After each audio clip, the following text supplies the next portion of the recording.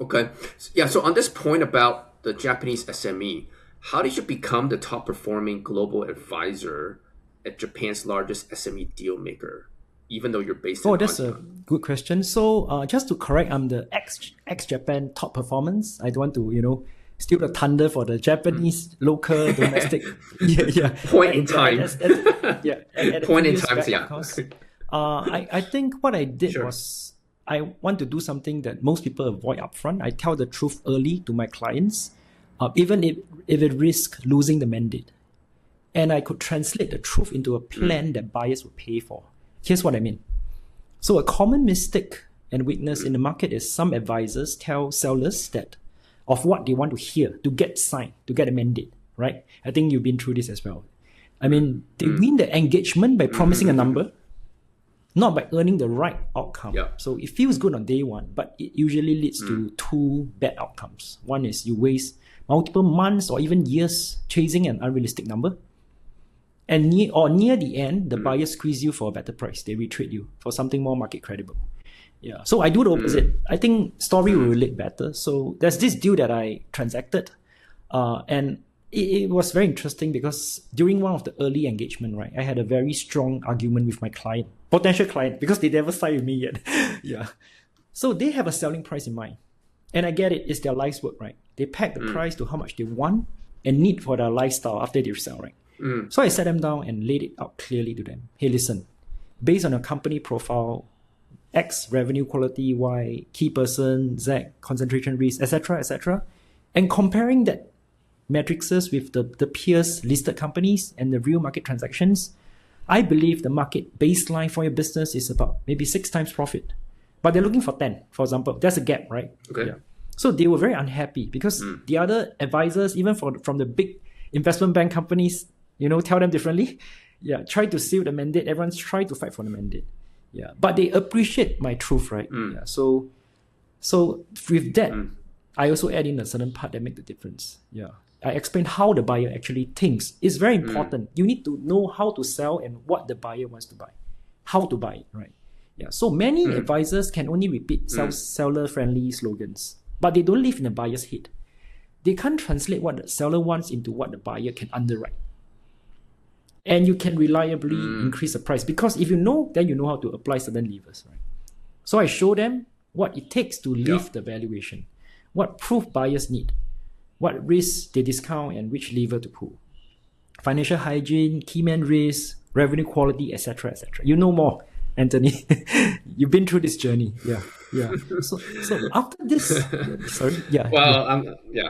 Yeah, Go ahead. so Go. after Sorry. this Please go hard ahead. So conversation, after they this. went back, they think through carefully. They actually trusted me more because they know I'm not there to Mm, sell dreams, right? Yeah, with trust, we run a disciplined, mm, plan and process, create buyers competition, and we close it cleanly. Yeah. So I think my formula is mm. truth first, trust, buyer alignment, process, and close. So simple as that. Yeah. It's great to find somebody like you in the market, somebody who is professional, highly ethical, and truly think about the interests of both sides. Because and people always say, right, they're not trying to generalize, but because sell side is Mm. incentivized differently, right? It's about getting a deal done. So a lot of it, yeah, as you said, getting as many deals as possible in your pipeline, and then hopefully some of these will hit. That's how you get paid, right? But it sounds like with you, are you okay to walk away from a client if it just says, well, this other broker is giving me a better, higher, guiding a higher valuation, and since you can't deliver, I'm just going to go Yes, with for the other me, person? I believe so because it would be a waste of my time. I only can run a few deals a year. So I want to run it strong with highly Mm, committed seller, normally exclusive with me, who really trusts me to mm, lead this ship mm, forward. If not, you mean if imagine there's a few advisors, everyone got a conflict of interest, right? Everyone wants to clinch the deal. So it's very complex. Yeah. So I'd rather run one tight one with a seller that trusts me and trusts my process, then I get a good deal for them. Yeah. yep. Yeah, it's important. You already qualified the sellers, and you already know Yep. the buyers as well, right? Because yeah, a lot of these advisors out there, they're looking for, well, if you're representing sell side, looking for a buy side, they don't even know the buyer. They're just like advertising online and just it's kind of like selling a house, right? Just open house, just come in and see what happens.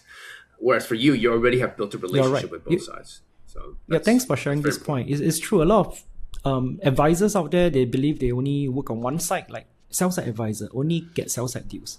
But you don't appreciate what buyers want. You don't have, like you say, a deep connection with the buyers. It's hard for you to do a deal, So, I mean, that's what I was trained in, but I act differently now. That's why I'm still able to get deals done. Yeah. Yeah, great. Yeah, and you're respected for that in the market. So go back a little bit to your LinkedIn. You mentioned that your edge, because you listed it in LinkedIn. I've sat on both sides of the table. I don't just pitch. I listen, structure, and close. So it's an extension of what we just talked about, right? Do you have any more concrete examples to share about this particular point? Okay. On top of what you've already shared with us? Yeah, I think for the sell side would be quite easy. I think everyone will appreciate where I come from. I got a founder's reality. As a founder myself, I appreciate the cash flow stress, the feel when your staff rely on you. So I'm very careful on the things that buyers propose, which might sound normal on paper, but hurt in real life, like strict performance conditions, right? And things that will hurt the staff that's going to carry on the torch. Things like that. Yeah. And on the buy side, for me, on the buy side is I learn a lot of things from the YouTubers, actually, from the KKRs and other investment banks. How's their playbook like? How they generate alpha, how they value create, how they think, how they buy, how they use LBOs and things like that. Yeah. So with that, right, I'm able to predict what's the offer structure they're looking at, they're comfortable with, and actually align that with the seller upfront. So it's very important to understand the next steps, so your seller will not be surprised as well. Both sides, I need to manage this. Right. Okay.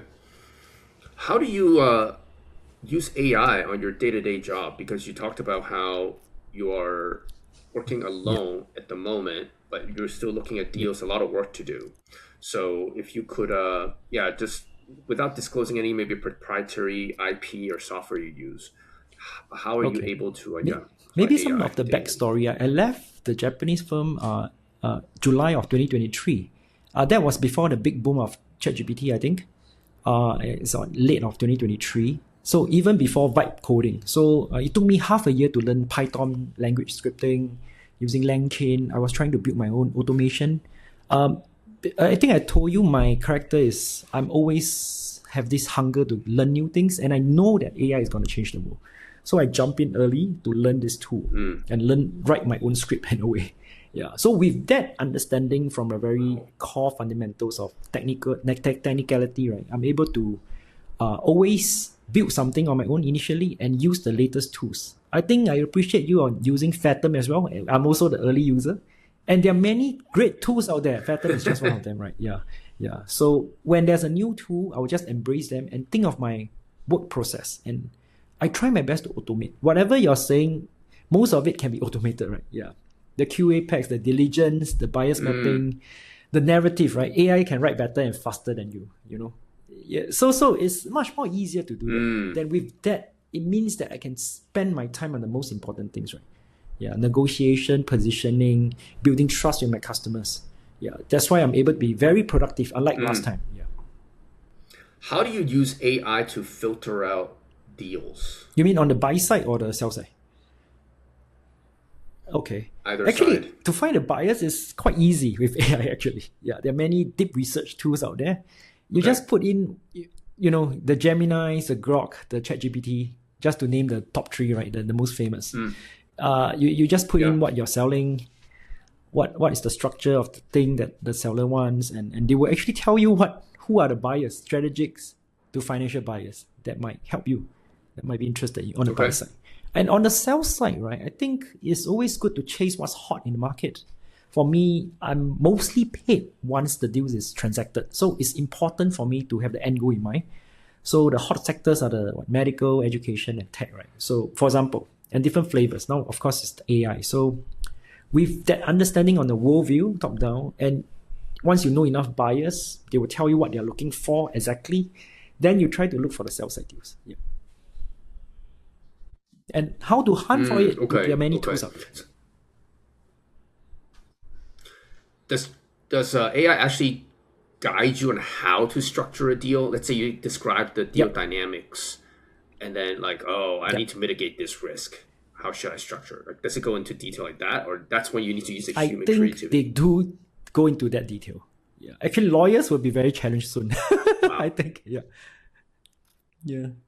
Yeah, yeah. No, that's impressive. I mean, I've never used AI to that degree, and yeah, and I agree with you. I think back in the days, people always say, "Oh, you run a business, and how many people Yep. do you have on your team?" It's always like, "Oh, the bigger the team, the more impressive the business is," right? No, it's different. Now it's Yeah. kind of the opposite. If you tell too many people, it's like, "Oh, you guys are Yeah. way behind the curve. What's wrong with you guys? You guys are Yeah. Your lagging. I'm fixed not cost going to is too high. invest in Revenue you." per employee is too low, right? Yeah, there are many other matrices they're using. Yeah. Yeah. Right. And it's impressive just to hear about how you adopted it, right? Because you didn't know much about coding and you just self-taught Python. And then from there, that's Yeah. how you started, right?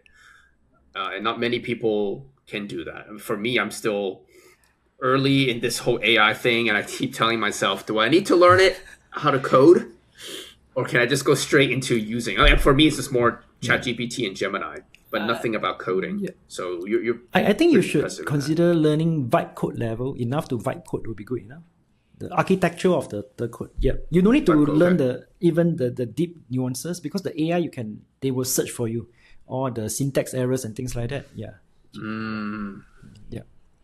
Okay. Okay. So yeah, for the listeners out there who are not sophisticated in AI like myself, yeah, you know what to do now after listening to YC, who also started from zero.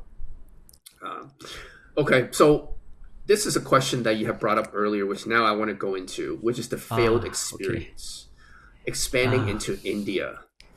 So share with us what happened and what did you learn from Okay. that Yeah. experience? India, that's painful. Yeah. So this is a software house or SI company that I built that time. Founded myself. Yeah. So expanding into India, the reason is the cost is lower, right? I think we all know that. At that point of my life, a software engineer in Singapore costs 5 to 7K. It's still, unlike now, right? Yeah, it's higher, but it's still a lot of money. I can hire there like 10 people instead of one. Yeah, so I thought I can move my cost center in a way. The engineering part there, I sell in Singapore, then I can make the delta, right? Yeah, yeah. So I lost money because I chose the wrong partner. They are not able to deliver for me. But what impacts me more is psychological. It's not about the money loss. It's still a huge figure, but I lost faith in myself as a business owner at that point of time. And that's the reason why I joined the investment bank. Okay. Yeah. That's the core reason. I was jaded, right? I thought, okay, Yichen, you screw up bad. Let's find a good place to do something else. So I joined them. I'm grateful they let me join them. So it gave me a structure. They teach me the craft and humility, right? As Japanese, you need to be, very humble in doing things. I learned to listen very deeply. And I stay grounded and think multiple moves ahead. I need to predict the next move. Yeah. So with that training, actually, I'm able to be more grounded. Really, that point of time of me was very different. Yeah, and I think with this stableness, right, I'm able to do better deals now. I don't take crazy shots for my customers as well and for myself. I plan very early. I'll actually ask and think, what would the buyer be worried about? What would the seller struggle with? I empathize both sides, and what will become a problem at the end if we don't handle it now. To me, that's what good deal maker does, right? You see the next problem before it becomes too expensive.